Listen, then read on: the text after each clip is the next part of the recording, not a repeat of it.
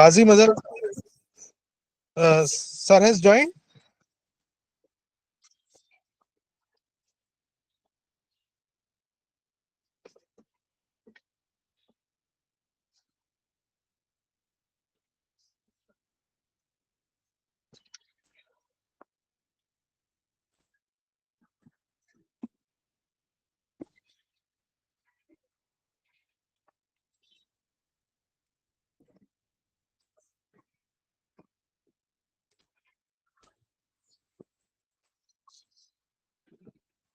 Mazhar sir, Sir, please let me know when Professor Qazi Mazhar sir has joined. okay, sir. Okay. Actually, I am traveling today. Okay, no worries. हाँ, so mobile से वो पता नहीं लग पा रहा है. Okay, sir. You'll find his PPT on your screen. Okay.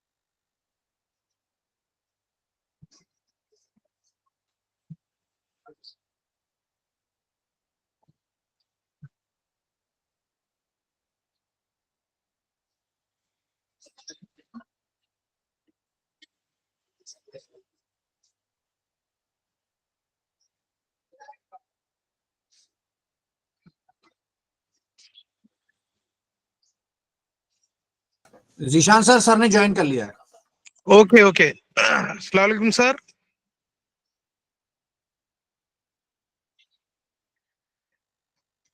Professor Qazi Mazhar Ali साहब, welcome. सर म्यूट है सर, आप अनम्यूट कर लीजिए. Okay. एक सेकंड. नहीं आप नहीं. Okay. सर ठीक है.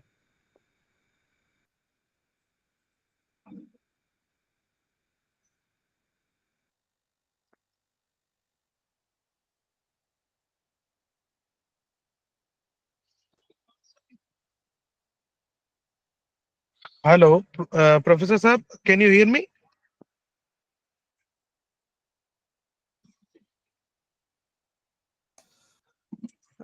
काजी मजहर अली सर, आप म्यूटेड हैं. आप आवाज आ रही है.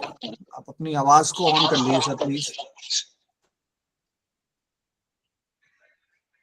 सर सुन पा रहे हैं मेरी आवाज?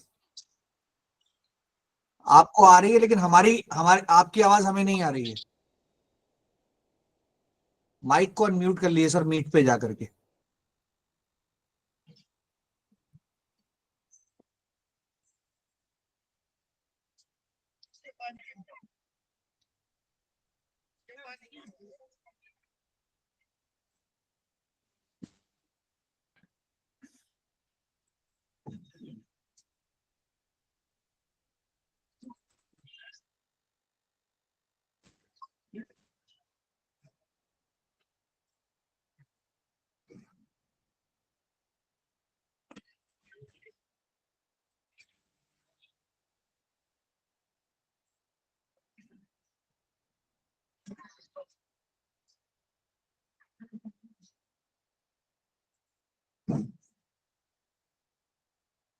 शीशे चढ़ा दीजिए, सुनी, शीशे कर दीजिए उसमें।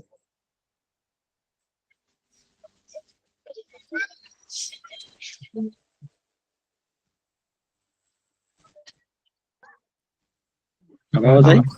हेलो, ठीक है, ओके। हाँ, अस्सलाम वालेकुम सर। वालेकुम। सर मेरा नाम जीशान है, मैं इंटीग्रल यूनिवर्सिटी से डिपार्टमेंट ऑफ सिविल इंजीनियरिंग से हूँ और मैं इस प्रोग्राम को कोऑर्डिनेट कर रहा हूँ। Very nice. Sir welcome welcome. Sir बस मैं 2 मिनट लूंगा आपको इंट्रोड्यूस करने के लिए पार्टिसिपेंट्स को, और फिर आप प्लीज अपना लेक्चर शुरू करिएगा। ठीक। Sir, actually, in emergency, I am traveling.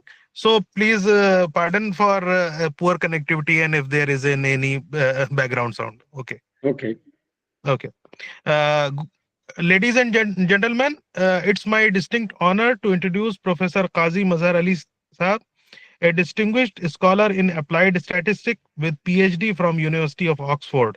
His extensive research encompasses digital image analysis, remote sensing classifications, epidemiology, bioinformatics, with publications in esteemed journals such as the Journal of Helminthology in UK. Professor Ali has been a pioneer in integrating computer technology into education since 1980s and played a pivotal role in reinstating remote sensing degree programs at Aligarh Muslim University. Currently, he supervises several projects for undergraduate, postgraduate student in statistics, operational research, and data science, and impart knowledge in Python programming. His teaching also includes courses in simulation, computer programming, demography, and biostatistics. Beyond his academic contribution, Professor Ali has held significant administrative positions at AMU, including Dean of the Faculty of Science, Director of the Professor M.N. Farooqi Computer Center, and held Students' Grievance Redressal Committee head. His leadership has been instrumental in advancing both academic and administrative landscape of the university. Please join me in welcoming Professor Qazi Mazhar Ali Sir. Sir, please welcome Thank you. welcome to your lecture. Thank you.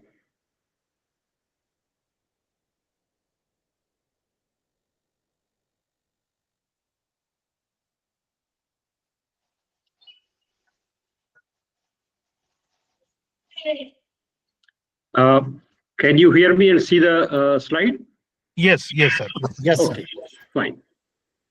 Thank you very much for giving this opportunity, and I'm sorry that we are at far distances, but I hope that you would be able to see the slides and hear me. So I will try my best to convey some thoughts which I want to share with you. And I saw the list of the participants. They are from varying departments and they're varying disciplines. So I have tried my best to make the topic and the content near to common denominator. Instead of being specialized on a particular topic, which some people might be feeling bored, I tried that it should be of use to everyone. Anyway, when any research project starts or any research work, somebody is working on a dissertation, or a PhD thesis or research paper or any research project as such, what aspects are there? The basic points to me are these two: qualitative aspects and quantitative aspects. Qualitative aspects, I mean, most of this talk would be on quantitative aspect, as you know that my background is statistics, and every research project has its backbone in the statistics. So I will try to cover some qualitative aspects as well. The basic qualitative aspect, which is from where we start, is the literature review and research ethics and academic writing. These are three basic common points which every research project has to face. This word research ethics, when it is applied to, say, biological sciences, there are so many write-ups you will find about the animal rights and about I mean, Friends of Earth, and so many things are there. Laboratory ethics are there, and the universities are having the policies about the research ethics. Some universities have, and their policies about the usage of animals and usage of laboratory, usage of chemicals, usage. I mean, they're the policies regarding the ethics which a researcher should keep in mind while working on a particular research project in a particular field. So it varies from field to field. But one thing which has become very common these days, which is common to everyone, and that is the role of available resources on internet. So it is a curse or it is a boon. That depends upon the usage. Available resources on internet, or you can say in different on different sites, is an asset if it is used properly.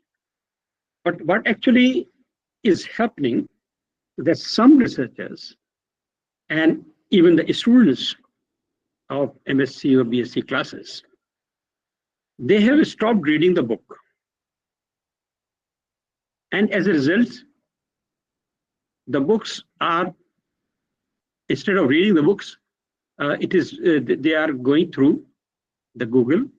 If somebody wants to know what a particular topic is, he simply types it on the Google and gets some definition or some interpretation. Immaterial of its authenticity, immaterial of its versatility. Versatility is the main thing.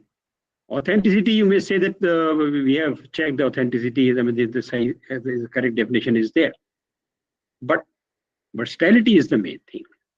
When you are at the research level, we should have, not only reading, but we should read that literature which is of quality and which is of academic standard. And remember that how to read the book, this is an art. I learned this art from a professor who was very well-known professor of our university, and he was the vice chancellor as well at some point, and then he became the ambassador of government of India to some country. And he had a very huge personal library at his home, which is supposed to be the best library in Asia on that particular topic of history. So I used to visit him during my student life. I saw him reading the books as we prepare, as he is having an exam tomorrow. So he wrote many books, and his books are still having shelf value, and they are source books for research in medieval Indian history. But still, One day he advised some of his research students to read something in a particular book. And this was the time when internet was not available. That gentleman went back and came next day, and he asked that, did you find that the topic there in that book? He said, no, sir, that topic is not there in that book. He quickly jumped to his library and he brought that book, and he showed him that this is there. What actually happened? This gentleman simply saw it through the contents and at the end references, and then he tried to search it through the index, and he could not find through the index or the list of contents. So he thought that this is not there.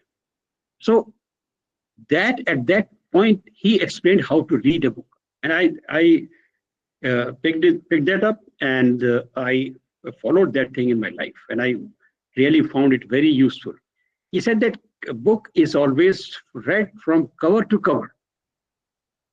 You should read, when you are reading a standard book, you should read the preface of it, why the author has written the book, what other books are available on this topic, what is the need, why the authors felt to write this book, and for whom this book is written, and how the arrangement of the chapters of the book is, which chapters you can skip, which chapter you are necessary to read, and which chapters are prerequisite for some other chapters. That whole explanation is given in the preface. If somebody is not writing the preface, he cannot or she cannot understand, he cannot enjoy the book, or can really get to the depth of the knowledge. That's one thing. Second thing, a standard book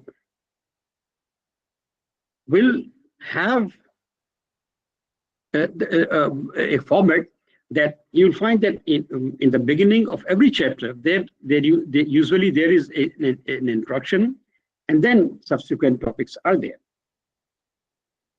And that introduction actually traces the history of that topic, and it tries to link it with the forthcoming content and the past in the previous chapters of the book. Or if it is the first chapter, then it tries to link with the broader subject and the usage of that.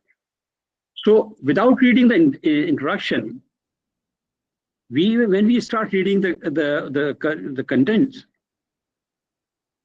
we cannot link it with our knowledge.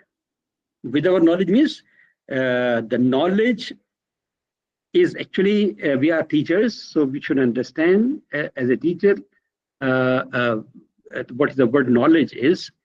Knowledge is actually linking unknown to known. When we teach the alphabet to the young children, what we do, we say A for apple. Why we use A for apple? Because that child knows apple, but he doesn't know. He knows apple by its shape, by its physical existence, but he doesn't know that it is A is the letter which is the first letter of the name apple. So he's taught A for apple. So for he recognizes the fruit apple first, and then he recognizes that letter A. So this sequence is used to train him. He's linking the knowledge of the fruit to the letter A, then B for boy, then C for cat, like this. So he is familiar with the boy, he is familiar with cat, and then he is introduced to B and C. This basic nature of human understanding goes on and on, even in our elder stages as well. What we know, that has to be linked by the teacher to the unknown. I remember that I was when I went in school. That school was attached to a teachers training school. So sometimes these training students, they used to come as a model class. So they used to ask, suppose they have to teach about, say, for example, they have to teach some king, Ashoka. They are teaching history and they want to teach history, Ashoka. So they will ask the question that, do you know some, have you heard the stories? The children used to say, yes, we have heard the story. The story of, what story you have heard? Somebody says, I have heard the story of a dog, or somebody says the story of the cat. But he used to, his intention was to make students saying that we have heard the story of a king. Once some students says, yes, we have heard the story of king. Okay, okay. Now we'll tell you one, today we'll talk about one king, Ashoka. So this is the style of teaching. And there is another style of teaching, which suppose I'm teaching calculus in the class, and differential calculus or integral calculus, without linking the student with the previous knowledge of him. I just started teaching calculus. So it is called bombardment teaching. That you are bombarding him with the thoughts which he is not able to link. Until that link is established, we cannot we cannot produce knowledge. So anyway, so we have to read the standard books and read the books from cover to cover. The knowledge is there in the books, and this the Google and this type of search engines are a very good source, but for an emergency. A serious researcher should read the books, the research papers, from the beginning to the end, or up to that end where his or her topic is covered. But skipping the book is a danger.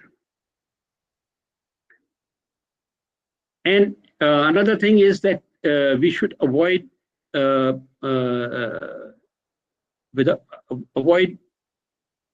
writing the things without linking with the existing work. I mean, research paper is what? That first you will have the introduction, then you have the literature review, and then in literature review you pick up the problem of the research, and then you say that, okay, this topic I'm working on, and I have developed a method and the conclusions. Method, results, and conclusions.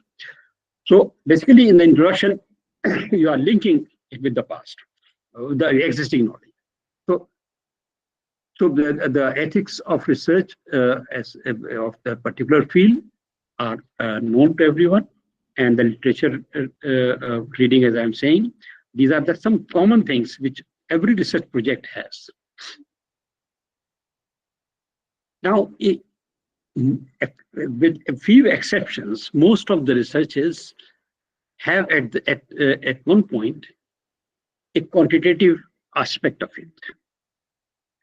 Quantitative aspect means that if you are saying something to support your argument, you give a quantitative support. The best example is that if you are feeling feverish, your body will have a high temperature. So you are feeling feverish. So if you say to someone that I am feeling feverish, he will say yes, and you touch your hand and you say, yeah, you have high temperature. Somebody will come, no, it's not, it's normal body temperature. So now, but if you say that I have 103 degree Fahrenheit temperature, that will end the debate. Now there is no debate. This word 103 degree Fahrenheit. This quantitative support to your statement that I am feeling, instead of saying I am feeling feverish, you will say I have fever 103 degree. That statement will end any debate about the level of fewer, because you have given a quantitative support. This is a very common example, but the same example can be expanded to a research project. And whatever the conclusions you are giving, that conclusions, if augmented with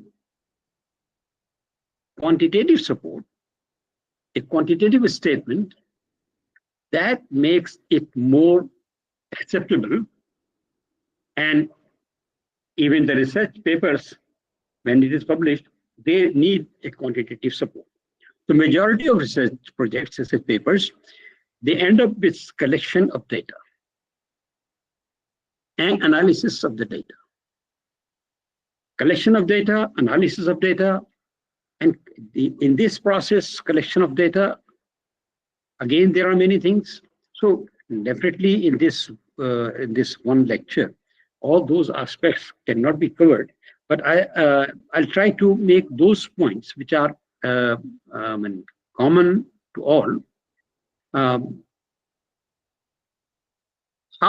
How can we generally when a researcher starts his research, what is there? There is a question. There is an academic question which researcher raises. And that question, to answer that question, he or she does a study. And the conclusion basically is the answer of that basic question, which he or she has raised as a research question. To whatever the conclusion of that study is, that conclusion is basically the answer of that original question, which started in the mind of the researcher.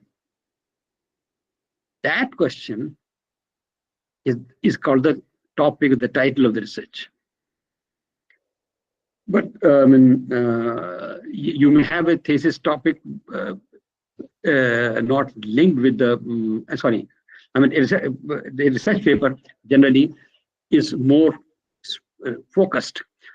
A thesis title might be a broader, but research project or research paper or a chapter of a thesis will have a focused title of that study, and that is basically a question, a research question. For example, quality of education in schools have changed due to a new syllabus. Suppose this is the question, and the researcher is from education department, and he wants to see whether this education, this new syllabus has affected the students, in their understanding and all many aspects. They would be studying the effect of that syllabus on the overall development of a student.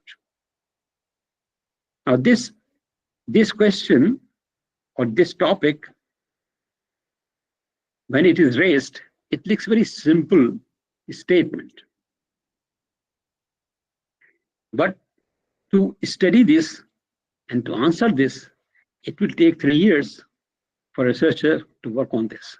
So how this statement is a non-mathematical or non-quantitative statement or question. How it becomes quantitative, how it becomes a statistical data, where from the data comes into the picture, that we should discuss, because this is a common thing. Any researcher, this example I have given to you from education. You can think of suppose somebody is working on say income tax, some income tax rules, that this particular income tax setup was better or this was better. I mean, we can discuss many researches. So basically, at the end, at one point of time in this research, we'll have to collect the data. to answer this research question. We are focusing on this, that the quality of a student is what effect of on the quality of education of the student because of that particular syllabus, suppose. So the researcher has to collect the data, but what data, how she should start. Before going to that, let me take up some of your time. What statistics is. Basically, statistics is a mathematical science.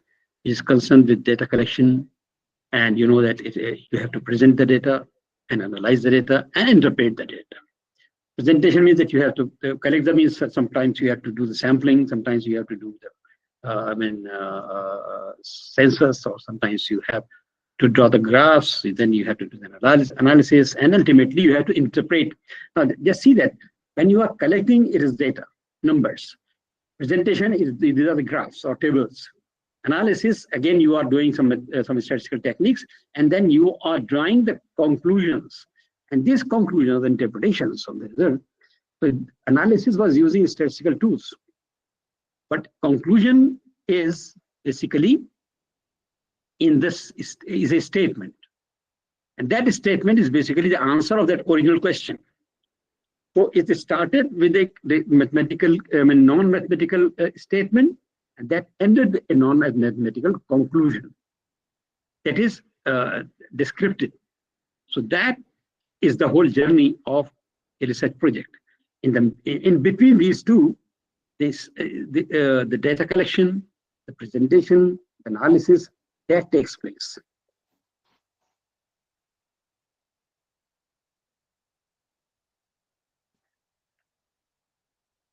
And so what we do, we collect systematically the data, we observe certain things, measure certain things.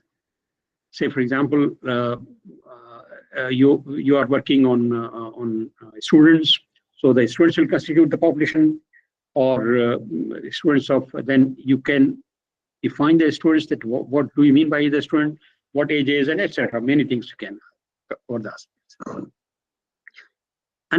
So this is the basic simple definition of statistics, but there is another definition of statistics. That is, statistics is a branch of applied mathematics concerned with the collection. This you have just seen. Here, use this, see the interpretation of quantitative data and the use of probability theory to estimate population parameters.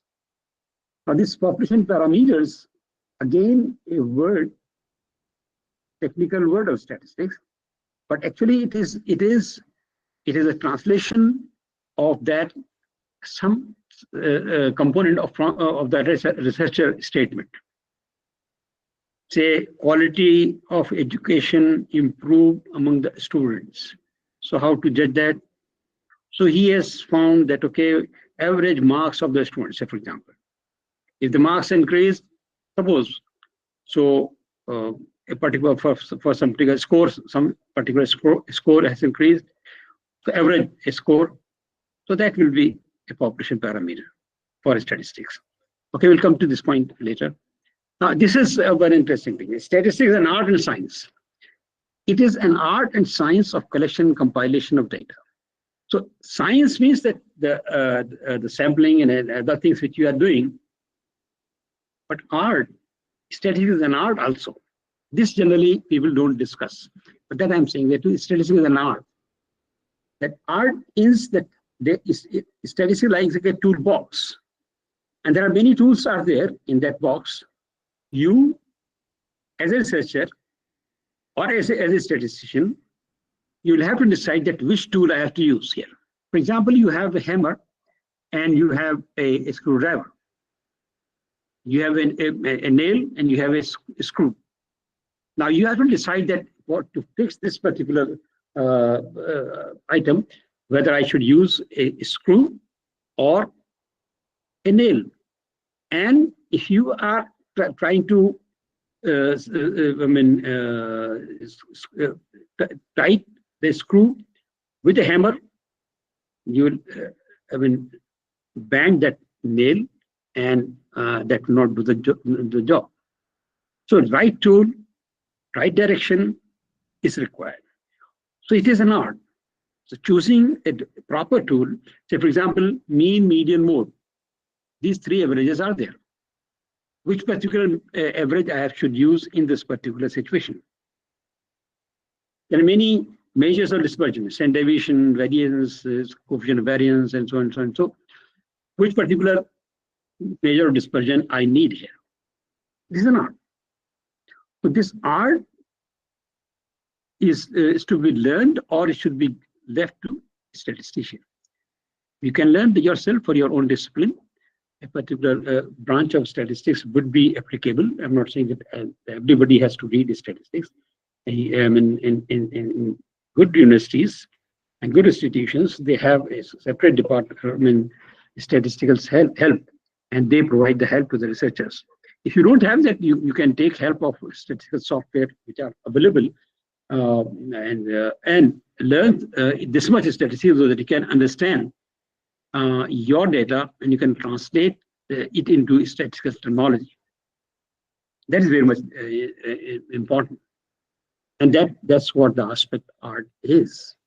Science is common. Everybody knows how to take the sample, how to do the analysis of the data, and how to draw the graph, and so all these people can do. But the art of selection of the proper statistical analysis tool or proper presentation tool and using a proper sampling, that is an art. So that one should be. An art is learned in the help of some. I think I should skip this.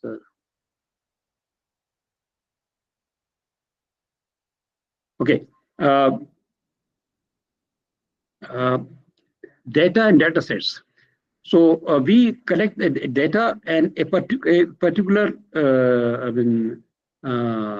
for a particular study, the data collected is called data set. Let me quickly jump these elements, variables, and observations. I assume that you would be knowing these topics. Elements, basically, let me repeat this quickly. Elements are the entities on which data are collected. Suppose the students. So here the students are the elements for us. And the characteristic which we are studying, the characteristic of interest, that is the variable. So for example, we are studying the marks of students in a particular course. So that is a variable. Or you can say the IQ. It is a variable. Say you say the gender, it is a variable. Okay. And the observation which you make, the measurement you make on a particular for a particular variable on an element, that is the observation. So basically, so you have total number of data values in data set is the number of elements multiplied by the number of variables. That is, if there are 10 students and you are studying 5 variables on each, so 50 values are there. So I quickly jump from here also because you might be familiar with this nominal, ordinal, interval, and ratio. So these are there in the books. I want to take you to that topic which generally either confusing or are not there in the books. So I will spend more time on that. This is just for your information that these are the basic things which you should address in a quantitative aspect of research. So this generally people know it. I quickly jump from here.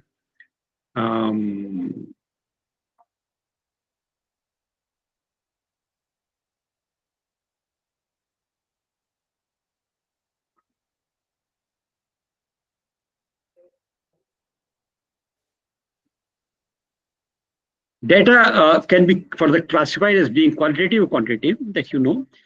And why we need this classification known to us? Because we have to decide a particular statistical analysis tool, and that is that requires quantitative. There are the tools for quantitative data. There are the tools for qualitative data. So that we should be, when we are trying to understand our data, we should be the first thing we should know what after those topics which we covered so far. that whether the data is qualitative or quantitative. Because for quantitative, we have a large number of tools. For qualitative data, we have less number of tools. I just avoid this because this is, I feel that you know this. But this thing generally people get confused. The answer of how many is discrete and the answer of how much is continuous. And quantitative data is always numeric, while the qualitative data can be non-numeric as well.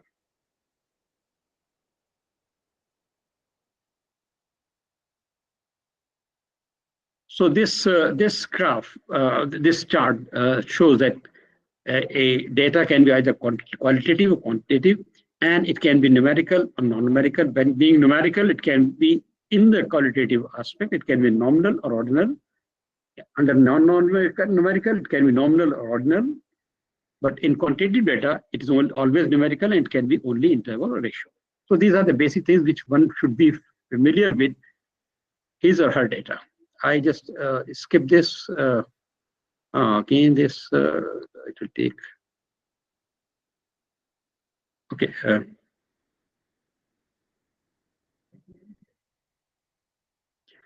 Statistical studies are data is where from the data comes. Data comes from the statistical studies. One is by experimental studies. Say, for example, in biological sciences, you are conducting an experiment and that is generating the data.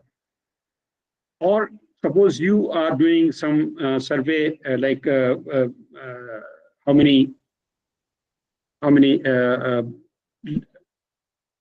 farmers are there in a village, how many farmers hold the land, how many have the tractors, how many have more than 5 biga, more than how many have more than 10 biga, like that. So these are observational studies. So there are either two, either experimental study or observational study. So a survey is an observational study. We should have these considerations of collecting the data, time and the cost of and data errors.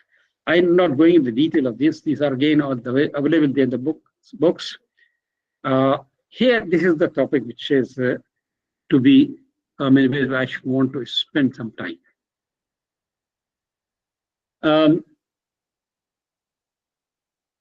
Developing null and alternative hypothesis.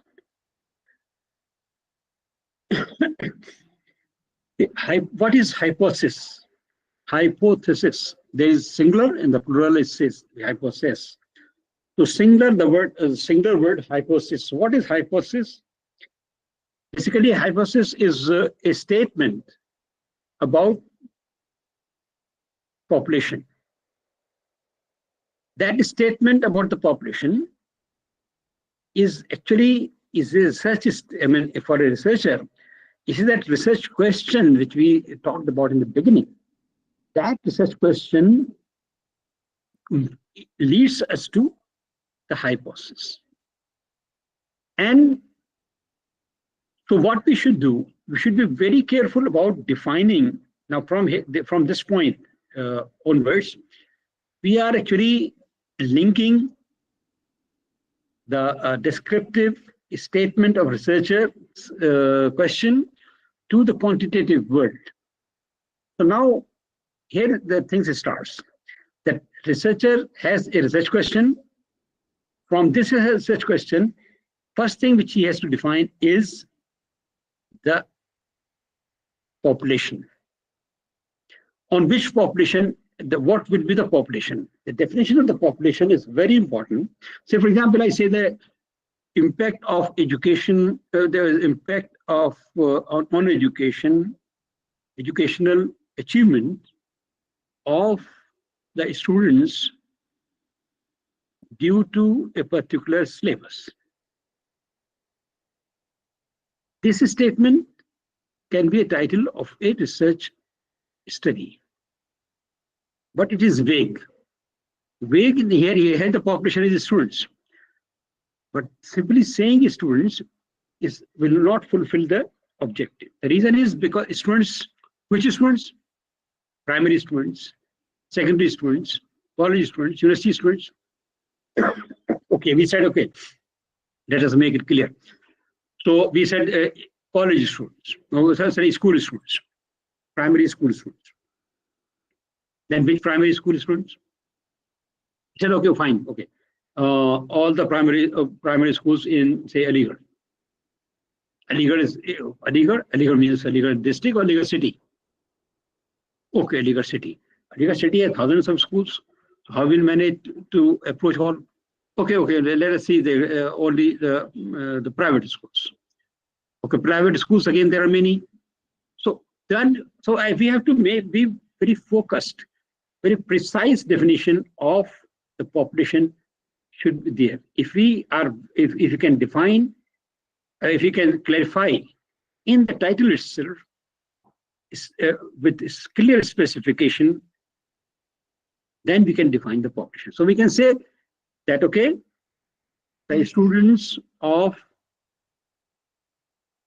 convent schools of Aligarh city up to from 1st class to 5th class.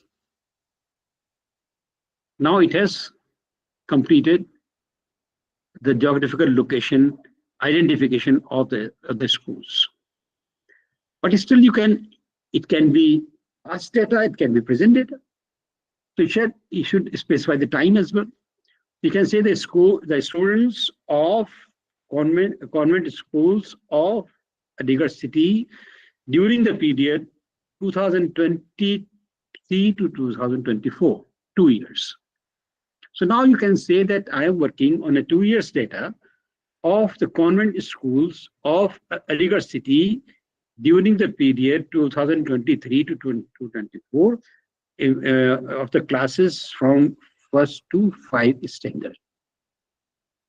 So it has clearly defined the population. The first thing which I have to define the population. Population defines the elements. Elements means the students are the elements.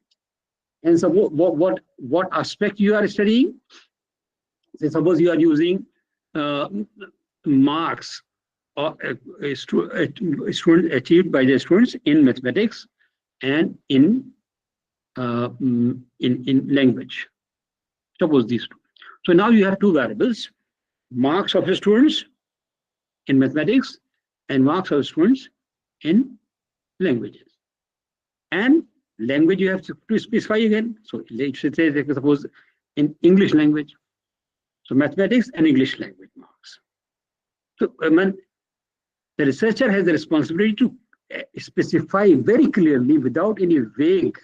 If you just leave it language, so some school will say that we have the students of Hindi language. The student has the marks in Hindi language, English language. Some schools have Urdu language. So which language you want? Then you'll have to change your whole design of your research. So it should be very clear. I mean, you should spend more time on the topic and the definition being very clear topic. And from that clear topic, the definition of the population should be very clear without any gray area in it. Okay, once a population is defined, the next thing is that research question is to be converted into hypothesis. It is not an interactive class, otherwise it would be very nice to hear from you that how many of you think what the null hypothesis, which hypothesis is written first. I mean, from my experience, I have asked this question many times, and generally the participants have always answered that is the null hypothesis written first, because they have read in the books. This point I want to explain here, because it is a confusion which is very widely present. Actually, there are, if you see the books, standard books, you'll find that they differentiate the hypothesis. That research hypothesis of researcher, hypothesis of a manufacturer. Actually, the thing is that the most of the statistical books are written around Indian author books, particularly written around commerce, or you can say business administration environment. So in that environment, it is the consumer and manufacturer. For consumer manufacturer, we give benefit of doubt to the manufacturer. So their null hypothesis written first, and its opposite is alternative hypothesis. But in researchers' situation, it is different. In researchers' situation, the research question is basically the alternative hypothesis. An alternative hypothesis written first. The thing which researcher wants to establish, that is the alternative hypothesis. The researcher wants to establish that there is an impact of, there is a positive impact of this syllabus on the academic standard of the students of primary school, primary classes of convent schools of Aligarh city during the period 2002 to 2023 to 2024. So this question, I mean, so this is statement. There is a positive impact.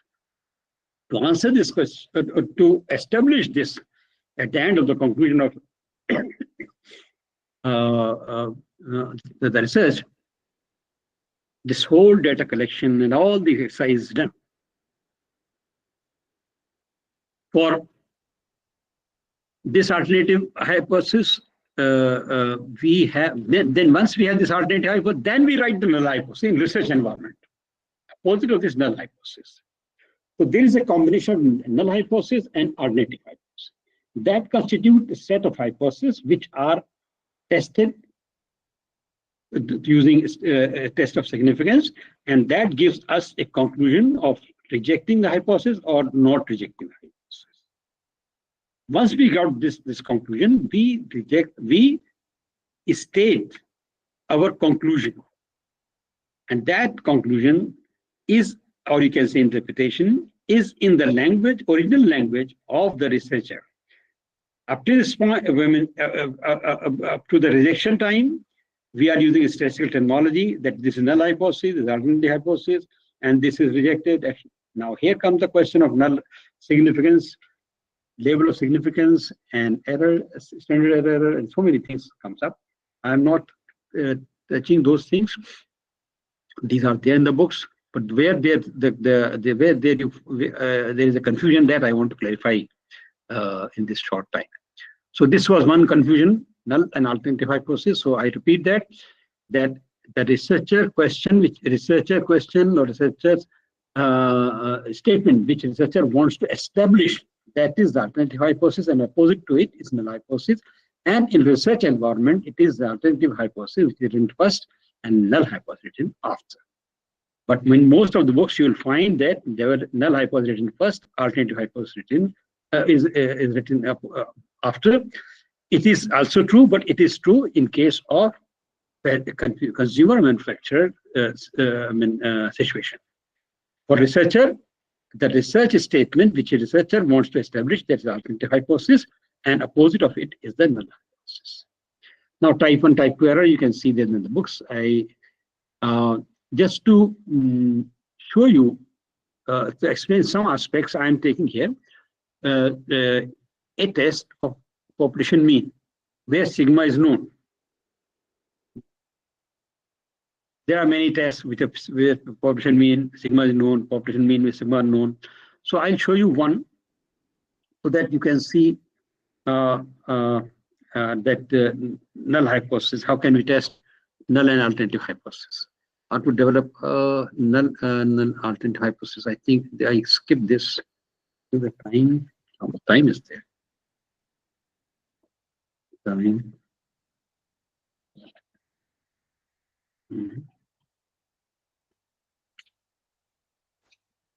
We have half an hour. Oh, 15 minutes. So that's why I don't have time. So this hypothesis, as I said to you, the hypothesis testing can be used to determine whether a statement about the value of the population parameter should be or should not be rejected. That I just covered to you. And null hypothesis is a tentative assumption about a population parameter, which I was saying the statement, that the statement is converted into population parameter And that population parameter, say for example, you say that average marks of students in mathematics of the schools, of the primary schools, convent schools, of a university during this period is more than is higher because of this syllabus. So here we are the average marks, that is the population parameter, is mu, the mean, and that we are testing here. So alternative hypothesis is established. So as here I have covered this, that such hypothesis should be expressed as the alternative hypothesis. And the conclusion that such hypothesis is true comes from sample data and contradict the null hypothesis. If the null hypothesis is rejected, so alternative hypothesis is established. Now how it happens? I just skip this.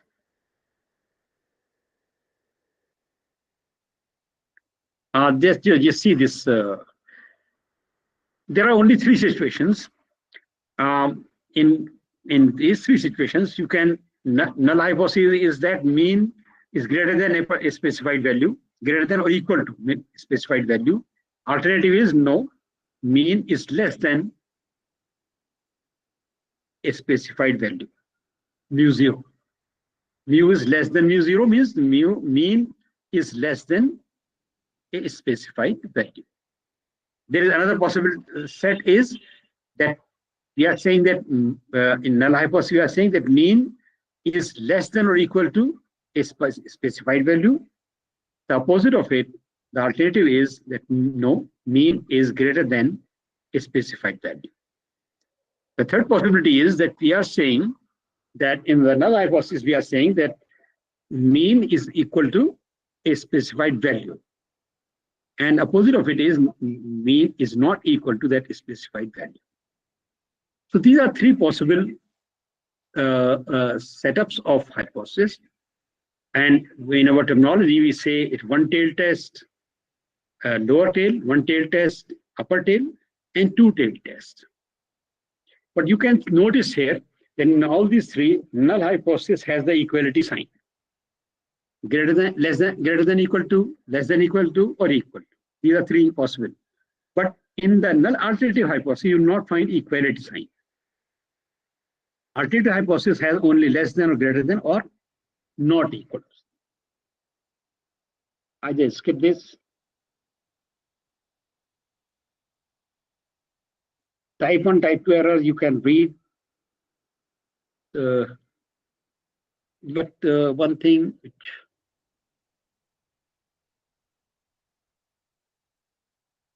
type 1 error is rejecting H0 when it is true. Okay. So actually hypotheses are based on sample data. So there is a possibility of errors. What is that error? There is a difference between mistake and error. The word mistake and error. Mistake and error. Mistake and the difference between mistake and error is the mistake can be rectified, but error is beyond our limitations and we can minimize it. We cannot correct it.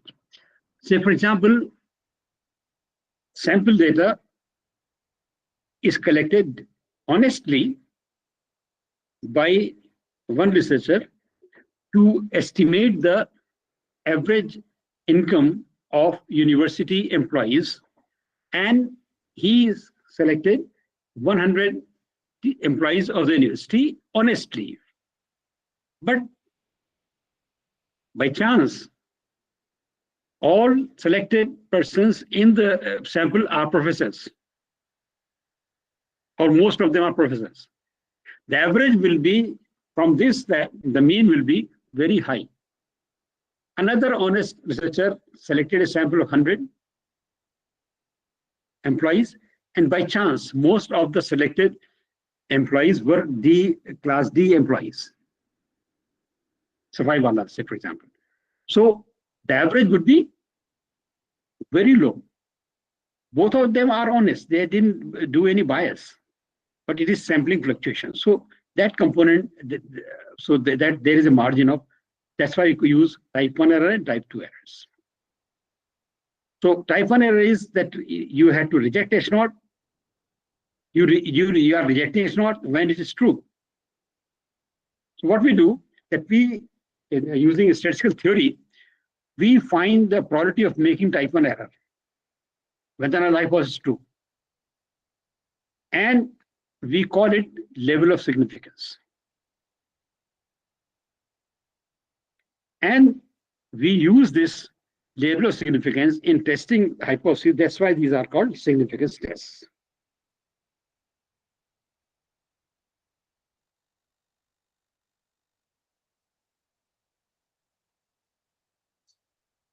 Type 2 error is an error where we are not rejecting H0 when it is false. We should have rejected it, but we have, because of the sampling values which we got, we didn't reject it. So that is called type 2 error. So let us go further. So okay, and I skipped this as well. Okay, what is another aspect is p-value. P-value is used. What is the p-value? P-value is the probability computing using the test statistic that measures support or lack of support provided by the sample for the null hypothesis. So it is, and general rule is, if the p-value is less than or equal to the level of significance alpha, the value of the test, the value of test statistic is in the rejection region. So we reject H0 if the p-value is less than or equal to alpha. This is the general rule. Now let us show it to you that how it works. For example, we are conducting lower tail test about a population mean where sigma is known. And the test statistic is, this test statistic is written here, it is Z is equal to X bar minus mu naught upon sigma over square root of N. Now here sigma is known to us, mu naught is the specified value, X bar is the average of the values of the variable X. So it comes from sample. The square root of N, again this N is the sample size. It is also coming from the sample. So these two quantities, X bar and N, are coming from the sample which we have collected. And mu0, the specified value, is given by the researcher, and the sigma, the standard deviation, is a knowledge of is coming from the knowledge of the population in the past data. Once we have all these four quantities with us, we substitute these quantities here and we get the value of Z. This value of the statistic, I'm using the word statistic, not statistics. There is a difference between these two terminologies. Statistic here, Z is a statistic. So this Z statistic will give some value after substituting these four quantities. And we have from theory some values of Z which are there in the tables of statistical books. This value we have to compare with the calculated value of Z which we got. Now just see what happens. Here you see that the computed value of Z comes out to be minus 1.46. So we got this from this value, and it means, and the corresponding value to this is 0.072. So minus 1.46 we used to find the p-value from the tables available in the books of statistics. So it is probability, and probability, you know, that is always between 0 and 1. So alpha is also probability and p-value is also probability. Alpha we fixed as 10%, 0.10, and p-value we obtained by using our sample values from the Z statistic. And because this 0.072 is less than this alpha, so we reject H0. So it means that null hypothesis rejected and the alternative hypothesis is established. So now the researcher can say that my conclusion is significant. With 10% significance, I can say that my conclusion is true. Now here I want to clarify one more point, which generally when you don't understand or there is confusion. Some those who have well read, they don't have that confusion. Those who have superficially read, they have this confusion. That is, suppose p-value is 0.072, it is less than 0.10, hypothesis rejected. But if suppose p-value is 0.002, again it is less than 0.10, probability is still the hypothesis rejected. So what will be the difference between these two situations? That we are having p-value 0.072 and hypothesis rejected, conclusion is same. P-value is 0.002, still the hypothesis rejected, conclusion is same. What is the difference between these two conclusions? So then here requires the interpretation. The interpretation is that p-value 0.072, if you are rejecting H0 with p-value 0.072, it means that if you repeat this experiment 1,000 times, or if you repeat this experiment 1,000 times, means that if you take 1,000 samples again and again, and then you, so in those samples, only 72 samples, my conclusion, my means researcher conclusion may go wrong. But in case of 0.002, you will say that if you repeat this experiment 1,000 times, that in 998 cases, my conclusion will remain true. Only in 2 cases out of 1,000, my conclusion may go wrong. So that makes the lesser the p-value, stronger the conclusion.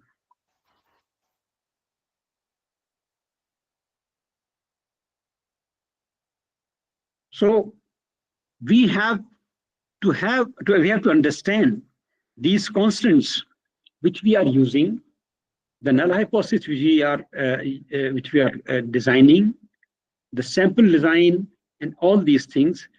So one advice to the researcher is that either he or she should be well conversant in statistics. If not, he or she should consult a professional statistician before starting the quantitative aspect of the research.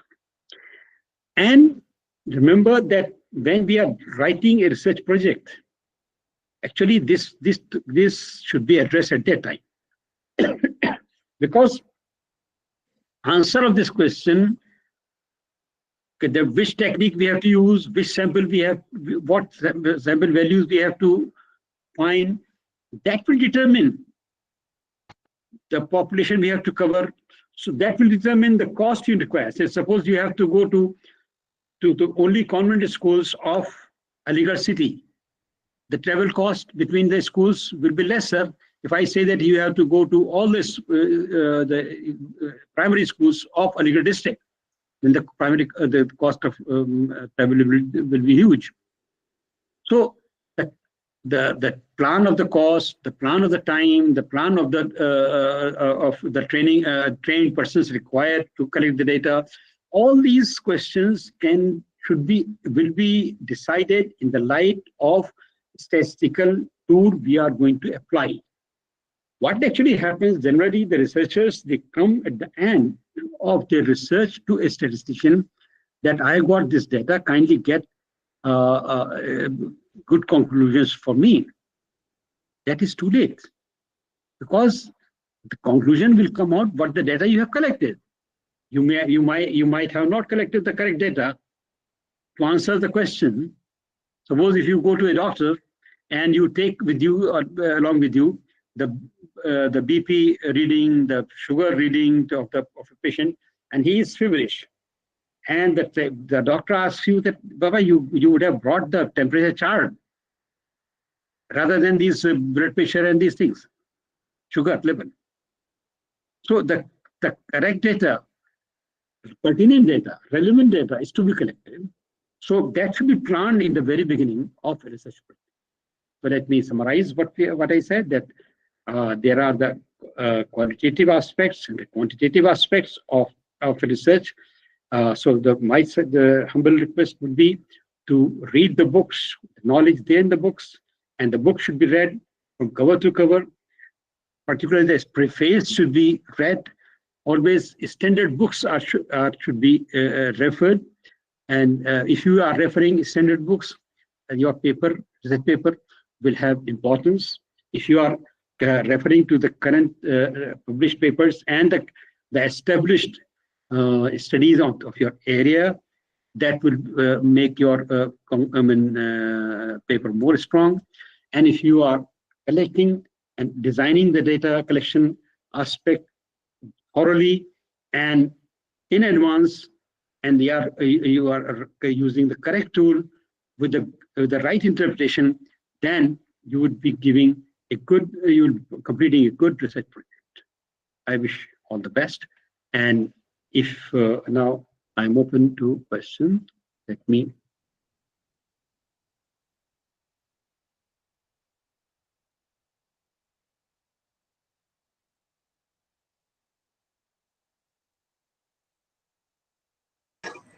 Dear participants, if you have any question, please ask. Naeem Saab, Kamran Ahmed, Dr. Tahir Zari, Mohammed Samak. Dear participant, if you don't have any question, then we can wind up. Okay, sir. I think people are understood, and I think they should have gone through the entire lecture and built their knowledge on it. So thank you very much, sir. Thank you for sparing time and preponing the session. And thank you very much for considering. Thank you. Okay, sir. It's a wonderful session, and I that's.